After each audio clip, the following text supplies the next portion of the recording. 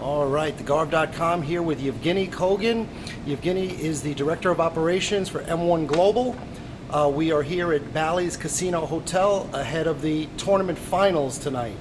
Evgeni, we've got a great card lined up. Tell us about this tournament. Thanks, Kevin. Well, tonight is the finals of the American Selection. Selection is a tournament that has taken place all over the world. This year we've had Asia, we've had Eastern Europe, which is the former Soviet Union, Western Europe, and the Americas. The US selection is one that's finishing up last. All of the others finished in the last few months. And what we're seeing tonight is really the best fighters who are all fighting each other. They fought twice to get here, and tonight they fight for a chance to enter into the Challenge Tournament, which is where all of the champions from the different regions will be fighting each other. And starting from the end of October, 28th in St. Petersburg, then on the 11th of December back here in the States, and then next year 6 times, both in Russia and in the US. Okay, so to understand the tournament format, the winners tonight go on to St. Petersburg and they face other finalist champions in St. Petersburg. No, the guys who are winning tonight are waiting until December the 11th or until the start of the next year. The Eastern European and Western European champions will be fighting each other. I think there are 3 challenge belts up for grabs. I think the 155, the 185, and the heavyweight belts are up for grabs in St. Petersburg on the 28th of October.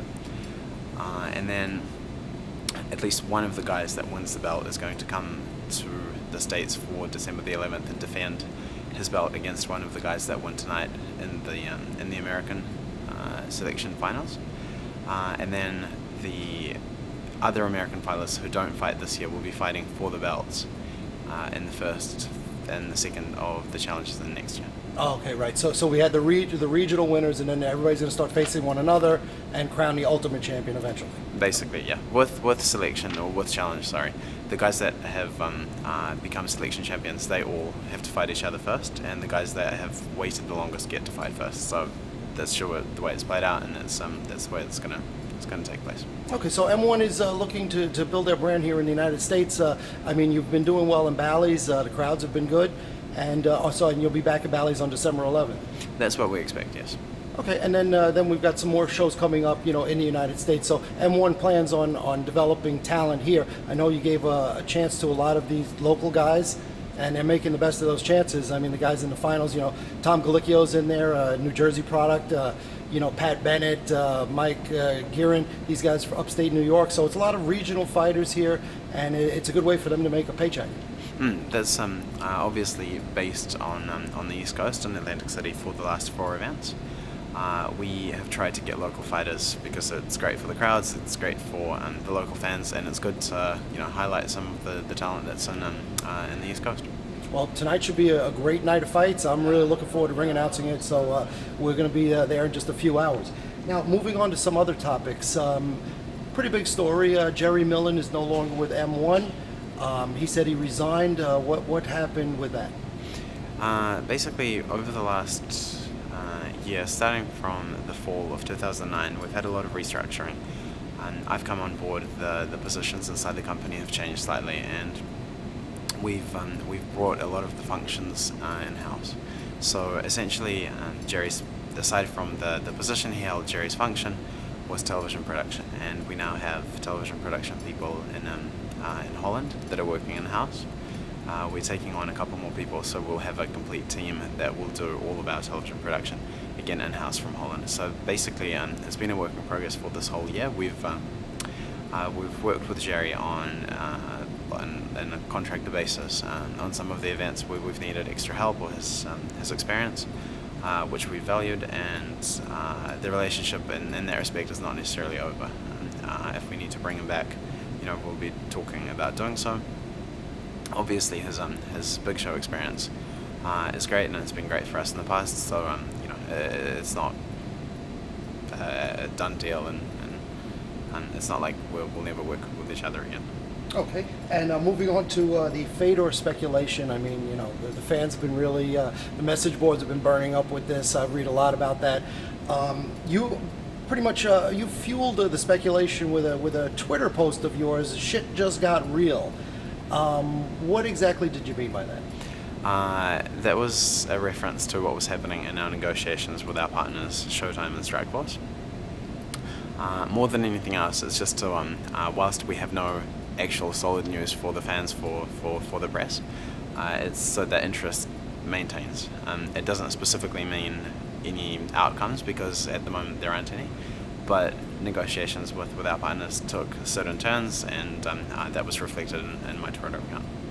Okay, and now, I mean, with Fedor under contract to Strikeforce, you really can't negotiate with the UFC anyway. So all that speculation about the UFC, I think it's wishful thinking on a lot of people's parts. That's true. Our contract, or the M-1 contract, is actually with Showtime. It's not with Strikeforce, but the relationship is governed by that contract, and we are barred from negotiating with any other organizations, and we haven't during the time that we've been under contract. So. It's basically all it is speculation. Now, with one fight left, I assume you're negotiating with Showtime now in terms of continuing Fedor's relationship. Yeah, negotiations have been brisk. We've covered a lot of ground in the last 2 or 3 months since the end of June. Obviously, our preference is to do a deal with our current partners. We have a great relationship. The last event showed that, except for the outcome of the Fedor fight. But the last event showed that we can work together, and that it's a good relationship that is beneficial to everyone. And so that's what we're trying to make happen at the moment. Okay, now Fedor basically called out Overeem. Obviously, he wanted the Werdum rematch. Doesn't look like that would happen. Now Overeem, is talking about K1. It looks like he's in that tournament. Who's left for you guys? There are a number of people that have been on the table. Antonio Silva is one person that's been on the table. A lot of speculation has been obviously around Josh Barnett, who has recently, it was announced, has been signed to Strikeforce also. And there are probably a couple of other options that we've been looking at. Alistair Overeem was one of the people that was actually proposed to us in the last couple of months as well. The Fedor's next fight and his next opponent are basically part and parcel of the current deal that we're trying to do. So any announcements in regard to that will come as a part of the bigger announcement on the future of the relationship between Fedor, M1, and Showtime Strikeforce. Is there any possibility of Overeem, or is that door closed now because of the K1? I would imagine that it's pretty much for 2010 pretty much closed. Okay, but Fedor is looking to fight in 2010. It's more or less up in the air at the moment. I think there is a date at the end of the start of December, and there's a date at the end of January that are currently available, and when he fights depends on basically our ability to get the extension done with our partners, and to make that fight as part of that extension. Okay, so assuming now that you work out a deal with Showtime. If this fight is pushed out till 2011, then you might have an opportunity to fight, Barnett or Werdum. Well, what's your first choice? What is Fedor's first choice of who he would like to fight? Sure, I can't actually speak for Fedor.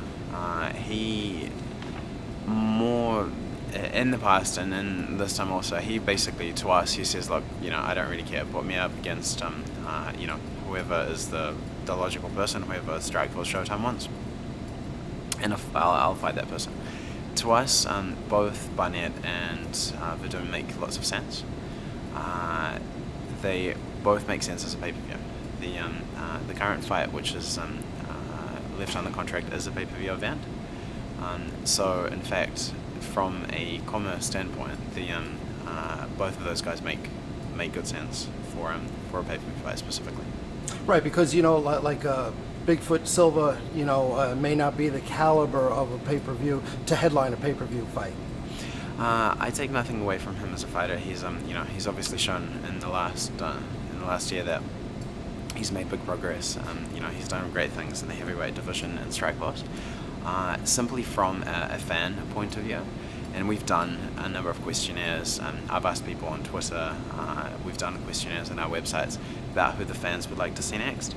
The name that comes up more than anyone else is Fabrice Werdum, and the second choice has been Overeem. So we are making our judgments based on what the fans want. Mm-hmm. You know, Big Foot Silva, I actually broke a story on my website where Big Foot had some pretty harsh words for people that he feels are ducking him, including Overeem and Fedor. Would you like to respond to that? Perhaps it's better left for Fedor to respond, since I'm not the one that's meant to be fighting him, or potentially I think it's better that Fedor responds. Now, Fedor's been pretty philosophical about the loss. That seems to be the kind of person that he is. How's he dealing with this?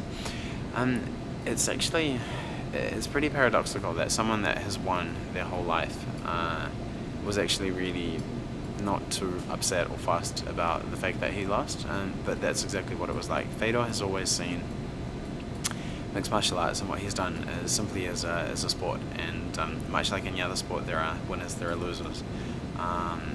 For him, obviously, it's a different kind of sport than combat sambo, in which he's been a world champion multiple times in the last decade. But basically, he's seen it like combat sambo. When he lost, he made decisions, or he went back over the fight and he looked at what he did wrong.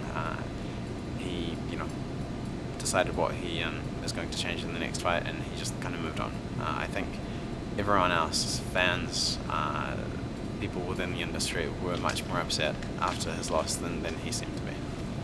And now he was here at the last M1 show.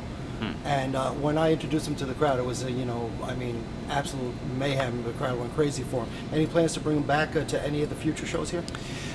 We'll see how his schedule works out. I think his next US schedule is meant to be in the middle of next month.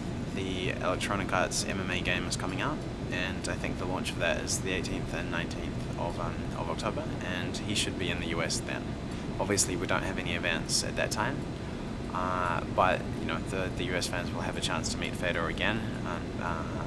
There will be probably a press conference. There'll be some fan events, opportunity to get stuff signed, to meet him in person.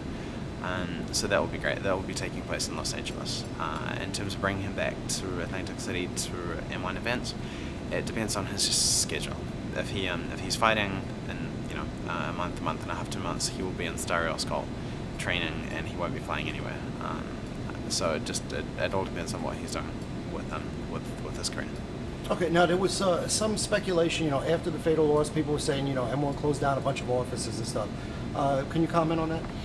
Yeah, the source of that, and I've been pretty clear in the media about the that situation, and the particular journalist who wrote that story and broke it without having spoken to anyone that was at M1. Not to mention an official representative who could actually speak to the media, but he basically did it without doing any research, without speaking to anyone. It was on an influential website, and it got picked up by a lot of other websites.